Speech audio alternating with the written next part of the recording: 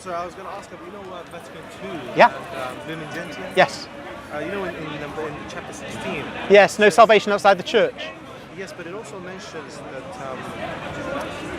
that those who, through no fault of their own, Can you speak up a little bit? those who, through no fault of their own, Sure. can also attain salvation. Yes. Does that include Jews and Muslims and Okay. like, you know, Buddhists? It basically says, if I remember rightly, that those who are members of the Catholic Church, but knowing it to be true, despite that they leave it, cannot be saved.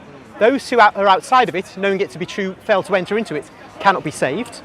But those who are outside, if they are ignorant without any fault of their own, then they too can attain salvation. This goes back to a document called Quanta Confessio Morore by Pope Blessed Pius IX of 1863, and other statements since then, which it goes like this. My interpretation of it is this: there's no salvation outside the church, so if you die as a non-Catholic, you are damned.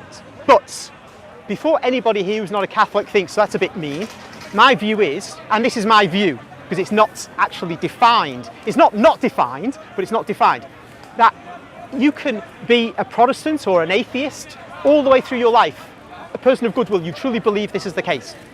But you then, on the point of death, without anybody knowing it, God speaks to your soul and offers you the faith which you did not know, through no fault of your own, or which, because of the behaviour of us Catholics, you got a distorted view of. So this happens when you. And if you choose it, I'll finish the point. If you choose it, the faith, then you will be saved. You might end up longer in purgatory because it's hard enough for us with the sacraments to be saved, but you will go to heaven. If you reject the faith, then you are damned. That's how and I have a backing for that. And Sister Faustina, who's famous for the Divine Mercy devotion, she actually talks about this sort of thing, about people on the point of death being visited because of her prayers for their salvation. Okay. So you're saying that God will have a rational conversation with people's souls in purgatory? No, this is on the point. Seconds before. Yeah, this is it. Could be the last moment. He got saved. Because you can't. These are rather complicated questions. Here's the point. Firstly, put it in, as he said, locate it in time. It can be up to the last moment of life, because it has to be, you exit this life as a Catholic, so it has to be up to the last moment.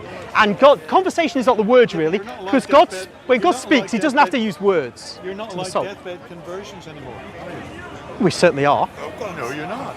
Oh yes. No, you're not. What do you think?